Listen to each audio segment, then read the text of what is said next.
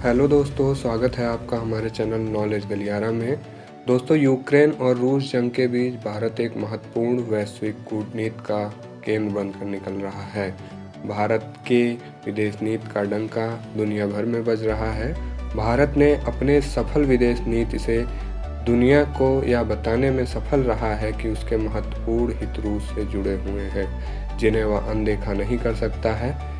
इस बीच अमेरिका और ब्रिटेन को छोड़कर कई महत्वपूर्ण पश्चिमी देश भारत के स्तर का समर्थन भी करते नजर आ रहे हैं। दोस्तों, जब से रूस और यूक्रेन का युद्ध चल रहा है, दुनिया दो धड़ों में बटी हुई नजर आ रही है।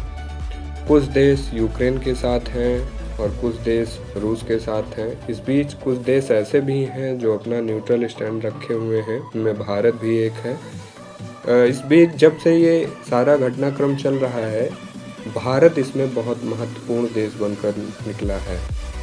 जापान के प्रधानमंत्री फुमियो किशिदा भारत की यात्रा पर आए और भारत में अगले 5 साल में 5 ट्रिलियन येन यानी 3.20 लाख करोड़ रुपए निवेश की घोषणा की है। उन्होंने जापान के साथ भारत के अच्छे संबंधों की वकालत की है।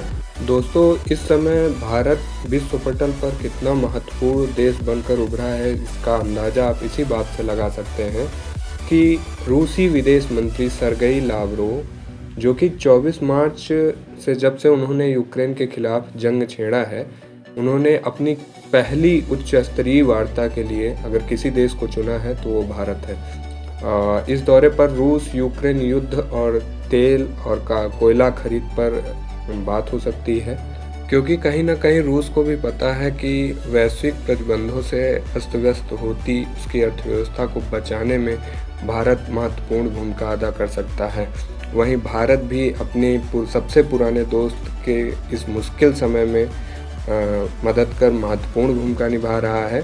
सर्गेई लावरोव का ये दौरा 31 मार्च से 1 अप्रैल तक ये भारत यात्रा पर ही रहेंगे। कुछ दिन पहले मैक्सिको के विदेश मंत्री भी भारत आए हुए थे। यहाँ पर उनकी मुलाकात भारतीय विदेश मंत्री एस जयशंकर से भी हुई थी। मैक्सिको के विदेश मंत्री की यात्रा से पहले चाइना के विदेश मंत्री भी भारत यात्रा पर आए थे, जहाँ पर राष्ट्रीय सुरक्षा सलाहकार अजीत डोभाल ने सख्त लहजे में उन्हें भारत चीन बॉर्डर पर सब कुछ ठीक करने की मांग रखी। अमेरिका के deputy national security adviser Dalip Singh भी भारत पहुंचे हैं। उन्हें ही अमेरिका में रूस पर लगे प्रतिबंधों का खाका तैयार करने को कहा गया था।